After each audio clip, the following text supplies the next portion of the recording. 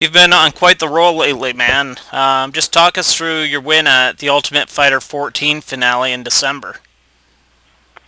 It's one of those fights where it's high pressure. You know what I mean? It's pretty much like make or break. If I lose to this guy, I'm probably gonna get cut. And I knew that going into that fight. It was a must win for me. I knew that guy could probably lose to me, and he may or may not cut him because he can drop to 125. I can't do that. That's not an option for me. You know what I mean? For sure. So I knew I needed to win this, and if I didn't, then they probably wouldn't keep me. So I just went out there, and I just tried to just fight the way I normally fight, without worrying about the pressure. Go out there and just do what I do best, man, and I just fight. There's a couple times there in the first round, I almost had him out there in the first round, and had him in a triangle for like 3 minutes, 3.5 minutes or something like that. Maybe even 4 minutes. I don't know. It felt like a long time. That's all I'm saying. It felt like a long time. And I got up. My legs were. I kind of blew my wad trying to finish the triangle choke. And after that, my legs were dead for 5 minutes. I had no legs whatsoever. And then I just stayed calm. Tried to stay busy, stay working. You know what I mean? You got to put that poker face on. And then all of a sudden, I came out for the third round. My legs felt really good again. I had totally recovered. I was good to go. I planned for when I get to that third round, man. It's fucking go time. I planned for when I hit that third round. That's when I pick it up. I'm kind of a slow starter, which is kind of weird because I have a lot of first round finishes. But I usually don't get going until the second round. So I knew that the later round would be better for me. I know he's gonna be faster than me, and he was gonna try to use a lot of side movement and get in and out a lot. So I just waited for him to slow down a bit, and then when he did, I finished him. And you finished the Ultimate 14 in the fall, right? How long did you have to prepare for that fight? I finished the Ultimate 14 in July, late July. Okay, so you had plenty of time to prepare. Yeah, but they didn't tell me who I was fighting or when I was fighting until October. Oh, okay. So they pretty much told you, stay busy. Right. Stay in the gym. Okay, Keep working cool. out. And you're like, come on, guys. They wouldn't even confirm that I was fighting on the finale. So I was like, can you at least tell me I'm fighting on the finale? I'm training every day here, and it feels like, there's no finish line. You know what I mean? I like to set things up for me, with goals and I like to see a finish line in my head. You know what I mean? Be it December 3rd or whatever. You know what I mean? I train better when I know. You know what I mean? When the fight is, or if I'm even fighting, in a month. Just give me a month. You don't have to tell me a date. Just give me a month.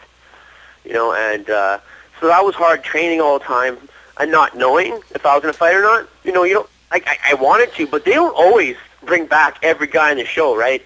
They've never done that in all the years that they've had it. They always not bring back a few guys, So I was just hoping that, man, fuck. I was hoping one of those guys they brought back because I wasn't sure, I didn't have my last fight in Ultimate Fighter House wasn't great, you know what I mean? So I didn't know if they were going to bring me back or not. So I just hoped, kept training, and then sure enough they did. So it all worked out for me. Yeah, how crazy was it that these guys this season only had 1 week to prepare for the fight? The Ultimate Fighter finished, and then they had 1 week before their fight in the finale. Yeah, that's crazy, actually. That's kind of not fair to those guys, right? Well, the thing is, that your body is not even healed. You know what I mean? You can't. You don't have rest of the body. They're in the house for about 13 weeks. This yeah, season? 3 months. That's crazy.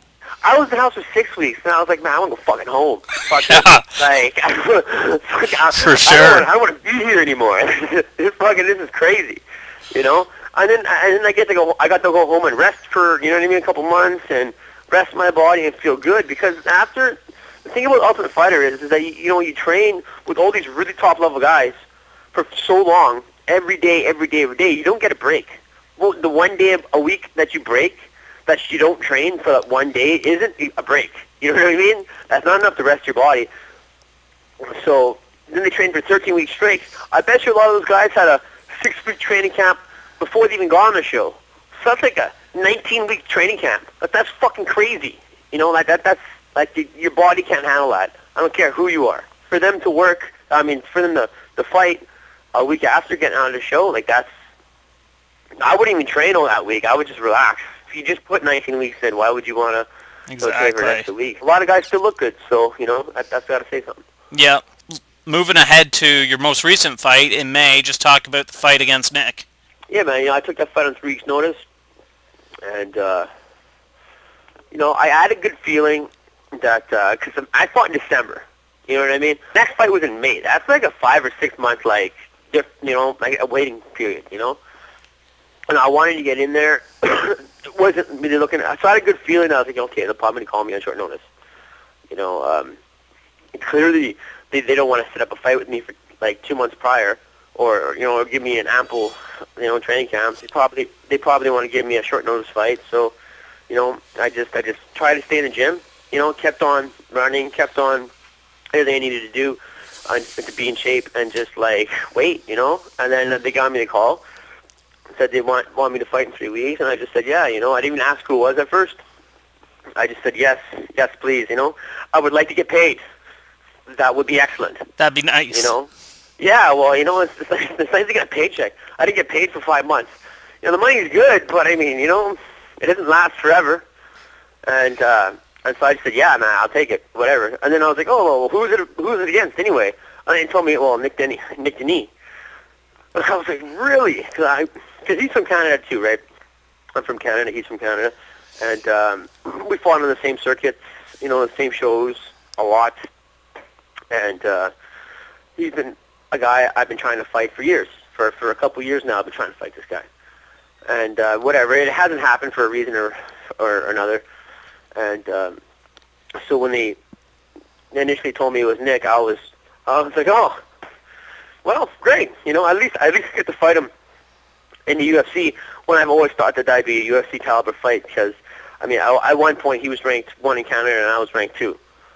So that's why I wanted to fight him. I wanted that. I wanted that number 1 spot. You know, I wanted that. I figured if I could beat him, that would get me to the show. And then I got there anyway. And then he got there anyway. So I thought I was beyond fighting Canadians at that point. I was okay. I was looking out towards international competition. Not that I'm better than Canadians, but just because, you know what I mean? I'm on an international show. I want to fight international competition. Sure. Right? And so then when I found out it was Nick, it was just like, oh, okay, well, you know, okay, fine, let's do this. You know, at least this fight's happening on the big show, on the you know, on the big stage. So yeah, man, and I've seen him fight so many times that I know what he's good at. I know what he's not good at. You know what I mean? I know he's mostly stand-up guy. He's got big power, knocks a lot of guys out. You know, I knew it was a dangerous fight. I had to be careful. I knew the first round was going to be the worst round. And I figured if I'm still standing at the end of the first round, I'm going to win this fight. And, yeah, man, I just went out there. The fight went pretty much the way I thought it was going to go. You know, he's powerful, strong, punched hard, you know, really came in to finish, which is nice. I like that. I like guys who come... I like fighting guys who want to hurt me. If I fight a guy who wants to hurt me, I fight better. If I fight a guy who wants to dance around and jab me all night long, I look like shit. You know what I mean? I like guys who engage me. You know, and I knew Nick was going to do that. And yeah, man, I just figured, you know, if I could just weather the storm, weather the early storm, that I can win this fight.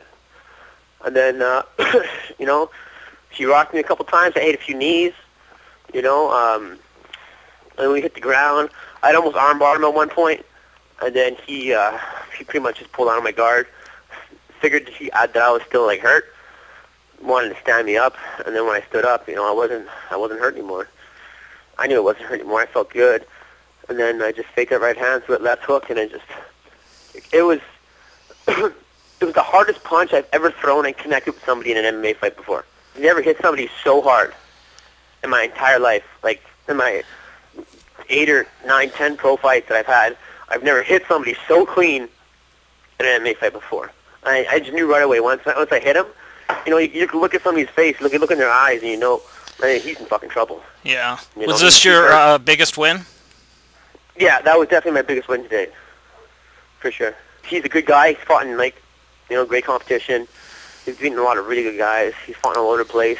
I knew it was going to be a hard fight, but I also knew it was winnable, So I just had to go out there and fight like I normally do, man. Fight like I want it. Hey, man, and just talk about finally heading to Calgary for UFC 149, and you'll be facing who I think is probably your toughest opponent yet, Francisco Rivera. Talk about him. Hey, man, he's not much different than my last opponent. Right hand, super dangerous. It's one of those. It's pretty much striker versus grappler type match. Very classic striker versus grappler. But it's one of those things, man. You never know until you're in it. You never know how good somebody is until you're fighting them. You don't know how hard somebody hits until you're in there with him getting punched in the face. Like, he's one of those fights that he's one of those fighters. He's gonna bring it, and that's great. I like those fighters. I like when guys bring it to me. I love fighting guys who want to fight. I don't like fighting guys who dance. I don't like fighting guys who dance around and want to outpoint me. I fucking hate that. There's nothing I hate worse than someone trying to outpoint me. I always go for the finish. I expect somebody to come over here and try and finish me. I know that's what Sisso's gonna do. So I'm excited about this fight. I think it's a great fight. I go out there, win, lose, or draw, man. I fucking fight hard every time. And I can see fireworks in this fight, that's for sure. Well, that's what I was thinking, man. Like, is this the sort of fight where you say, I'm going for the win, no doubt about it, but we're getting fucking fight of the night? Yeah, man, I see bonus all over this fight. Yeah, for sure. That's man, I've been so close to getting a bonus every time I fight. Every time I fight, I've been just fucking not getting a bonus, man. This is the fight that's going to put me over the edge. This is the fight that's going to give me that extra, I like getting paid too, Yeah, for sure. I like getting money, and I want to fight guys who help me get money. I like exciting fights. I like fighting good guys, and this is one of those fights where I could really, really see ourselves getting a bonus. And fucking hey, man, bring it. Let's do this. I'm more than happy. I love hard fights, and I'm more than happy to you know what I mean, go out there and fight hard and fucking get my face busted up. I like to get hit. I got no problem getting punched in the face. I've been getting punched in the face my whole fucking life. It's not an issue for me. So let's do it. Speaking of guys, you want to fight guys that are going to throw down and stuff. Did you check out that Maynard Guida fight? Yeah, I did. That was a horrible thing to watch. Yeah. But again, I know I kind of expected that. Like watching Clay Guida fight, like all the time, is exciting. He comes out, he brings it every fucking time, But lately, those Jackson fighters have been coming out and like trying to outpoint guys, play the game plan, don't engage. You know what I mean? And it's like, okay, I can see how that could be a game plan, and to want to beat guys who are super huge power punchers and knock guys out all the time. Yeah, I can see that, but it's not entertaining to watch. And nobody wants to see that. No, I don't want to fucking pay. People don't pay money to watch those kind of fights. And after the Nick Diaz and Carlos Condit fight, watching Guida do that didn't surprise me. They're from the same camp. They got the same coaches, same game plan.